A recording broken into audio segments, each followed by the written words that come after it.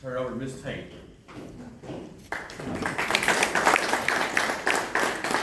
So, as he mentioned, I am Sara Kate Jenkins. I am the president of the Chamber of Commerce, and we are hosting I think it's our second year doing it, but it is an annual running event.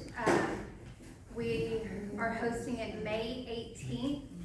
It starts at 7 a.m., ends at 2 o'clock. We have all of our vendor spots filled up. We have over 38 small businesses and food trucks that have signed up to join us on the square. We have, I think it's over 7 or 8 events for kids to come out and do different types of activities outside. We've got a baby crawl, a fun run. We've got hula hoops, jump rope, yo-yos. I say old-fashioned games, but you know, most kids are behind a video game these days and don't really ever do that unless they're at school. So it's also fun to have them come out and enjoy that with their family. We have our turtle race. Our turtle race starts at 9. That is a classic and everybody loves it. If you don't have turtles or if your kids don't have turtles, usually our friends at Glaze and Garrett or First National Bank will catch a few, bring them out, donate them to kids to be able to participate in that. On your table, I have our vendor map, so you can kind of look and see who all is going to be there.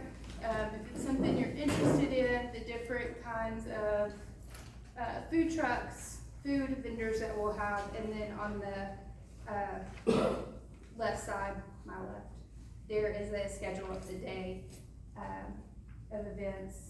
This year we're kind of doing it a little different. It's usually scheduled out times, but this year we are doing the baby crawl at 8:30. That way we can roll the mats up and move them along, and then do our turtle race, and then everything's back to back because every event takes different times and we're not spreading it out. So I think it'll be a little bit nicer to have parents and kids in one location instead of running around the square to event to event.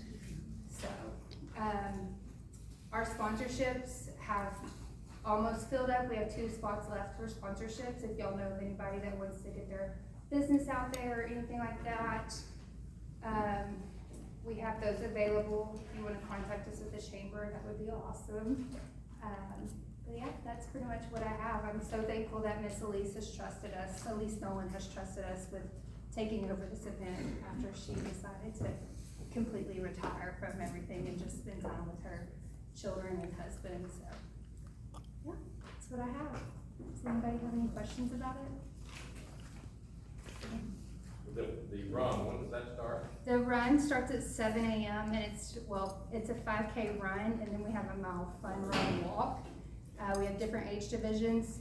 The walk starts at the fountain and ends at Redbud and Titus. The run starts at the fountain, goes through the Patterson Addition, back up Titus, back to the chamber. So it's pretty fun. 7 a.m. Not too bad of a location, not too hilly. The biggest hill you have to conquer is going back up Bradford.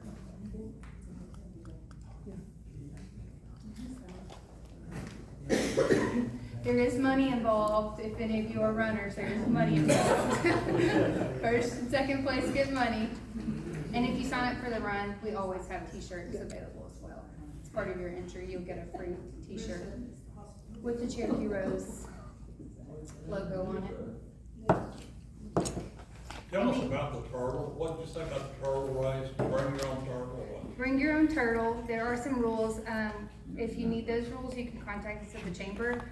But our rules are that you cannot harbor them as pets afterwards.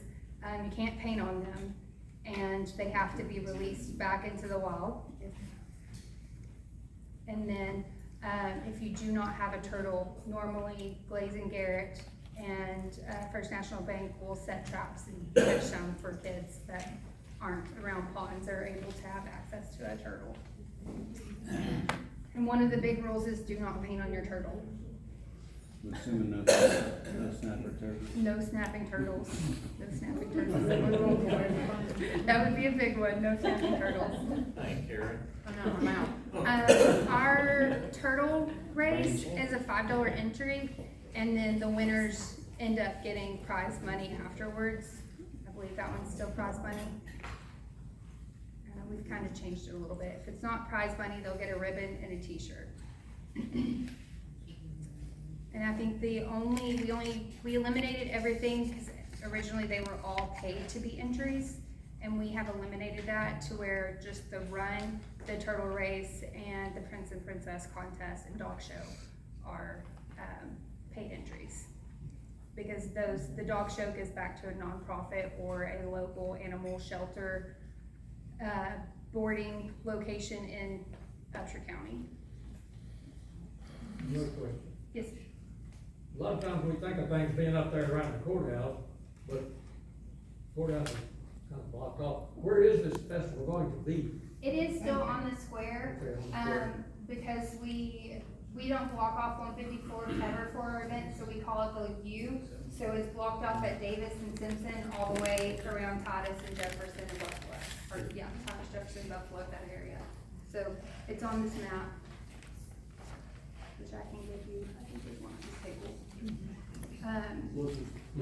But yes, because that's blocked off, it is blocked off with the fence, but we'll also have vendors, so hopefully nobody's going behind their vendor booths, just out of respect of that vendor.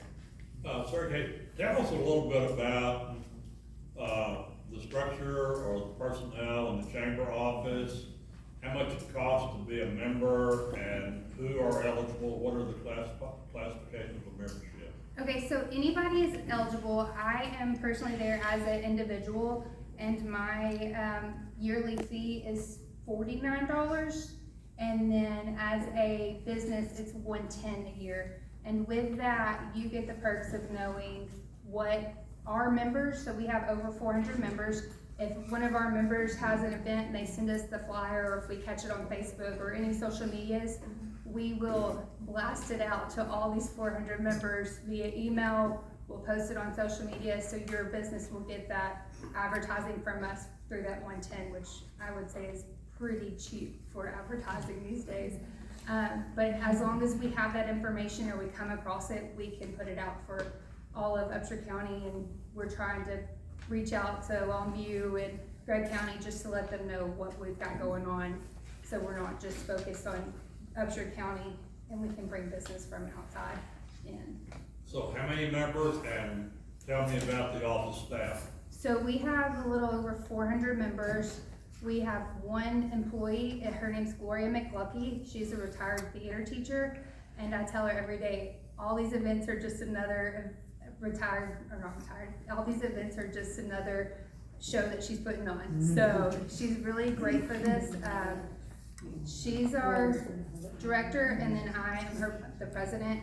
We have 6 executive board members, and then over 24 chamber board members, which comprises of our memberships, our members from local businesses and individuals. So everybody in this room is eligible to be a member of the chamber? Absolutely, absolutely. I know there for a while, there's a little misconception about like our board meetings. There were some people going around saying that non-members were not welcome, or members outside of the board were not welcome. But that is not true, because we are member-owned. Members are more than welcome to come and sit in, they just don't have voting rights at board meetings. So I know that has gone around for a little bit, so I just want to try to get that right. But as a nonprofit and how we're structured, we have to allow our members and anybody that wants to kind of come and sit and see how one of our board meetings go. What was the date on this? May 18th. May 18th. Yes, sir.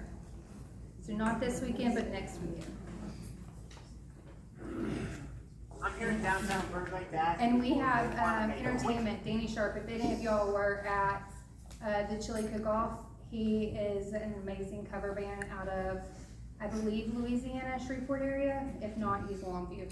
I might be thinking of another one, but he was really good, very entertaining, amazing voice. He's gonna be there from 10 to 1. So if you don't wanna be involved in any of those, you can always come out, grab lunch, and listen to him play. Anything else? Sara Kate, you still got 20 minutes. 20 minutes? Well, hit me with all your questions. Why don't you talk about the softball? Oh, yes. Okay, so Well, here, let me back up. This weekend, we have, the boutique crawl. The boutique crawl is put on by local downtown boutiques, businesses. Several of them are chamber members. They have a Mother's Day boutique crawl from 10 to 2, I believe. But that's a great way. Just grab your mom, send your wife with your wallet, let them have a good day, shop. So get out there and support them. After that's the Cherokee Rose Festival. And then the next thing we have is Battle of the Business. So Upshur Rural actually started this pre-COVID, and Miss Lynn Gray, she got it going. They got Upshur County businesses to get co-ed softball teams together, and they just did bragging rights, and whatever funds they raised went back to a nonprofit. Well, COVID happened, it didn't happen anymore, so I asked her if I could pick it back up and do the same thing. With proceeds, we split whatever proceeds we get, we keep to fund that day, that event, and then the other half goes to a nonprofit. So the first year we donated to East Texas CASA. The next year was the Upshur County Senior Citizens.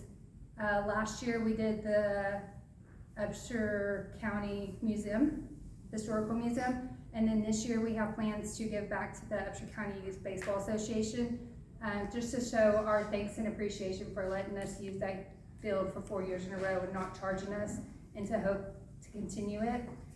The reason we're giving back to them is because we do not know how long it's going to be until their fields are complete, and some of their bigger fields their fences are breaking down and need to be replaced. So we felt like it was appropriate to give back to them. But what it is the co-ed softball. My only requirement is that when you enter is that you represent an Upshur County business, or be located in Upshur County. The reason I do that is because I have several league teams in Longview and Mount Pleasant that are like, hey, we're gonna come play. Like, do you represent an Upshur County business? Like, it's Battle of the Businesses. Like, we want to keep that here. They were like, well, no. And I said, well, we're not playing for a ring. We don't have the space to bring out of state or out of town, out of state of Louisiana. I had somebody reach out a couple of years about Louisiana teams coming. I was like, no, we don't have the facilities for that yet. But when we get there, we hope to be able to open the new facilities to be able to have more people come in and a bigger tournament. But that's my only stipulation, is to represent an Upshur County business. This year with that, we are also partnering with Rob Roy. They have an employee that is not doing the best and is having to take time away from work and is financially not able to be there. And so we are partnering with him with a benefit raffle that day. I know they have some pretty cool raffles. I know they've got a gun involved. I am working with getting a sponsor for a weekend, a weekend deep sea fishing trip in Louisiana. So I have some connections down there, but I'm looking for somebody local here to sponsor that. I feel like that would be very beneficial and help bring in some financial help for him. So that's how we are doing the softball tournament. We don't really do anything in July.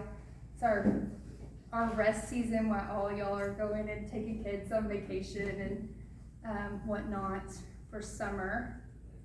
August, Gloria and I are looking at getting a back to school event together.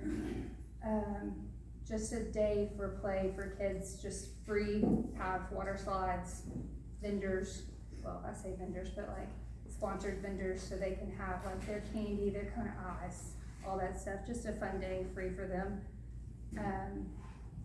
September's our Purse Bingo. Purse Bingo is, the theme this year is Purse Bingo in Paradise. That is our yearly fundraiser to help float us through the year, so cover all of our overhead costs throughout the year. After that, Purse Bingo, Treats on the Square. Treats on the Square is free for kids. All we ask is that businesses come set up a tent, whatever little area to, let kids come trick or treat, play a game for candy. We offer that with the police department as a safe location for them to still trick or treat, because we know these days are not really door-to-door friendly. So we just partner with the police department of County Crime Stoppers to host that event for them, which has been an amazing event the last 2 years that we put it on. And then after that, we have our Yule Fest. Yule Fest Breakfast with Santa. It's a great event. Love it. Our Yule Fest has kind of been split up. Usually it's been from morning to evening, but since we don't really want to be around downtown with all the construction, don't know how far they'll be, we haven't really planned on having vendors up there this year yet. So we'll just kind of see where they're at. But that's what we have. We have our Yule Fest parade that evening after Breakfast with Santa. It's usually a big hit. And that's all I can think of that we have going. What's the date for the softball tournament? The softball tournament, great question. So it's kind of confusing. I usually say it's the last weekend softball tournament, because the first 2 years I did it, I got a heat stroke from being out there from 6 a.m. to midnight. We changed it to where we are going from 6 p.m. Friday night into the wee hours of Saturday morning. So it's a lot more feasible, a lot more comfortable for everybody, and we're not having the risk of heat stroke. So it's the 27th through the 28th of June. Of June. Of June, yes. Last weekend of June. I see Good job. Gloria's name on here, but give me your name again so we can get your name written down here. Sara Kate. Sarah? Sara Kate, Sarakate Jenkins. Jenkins.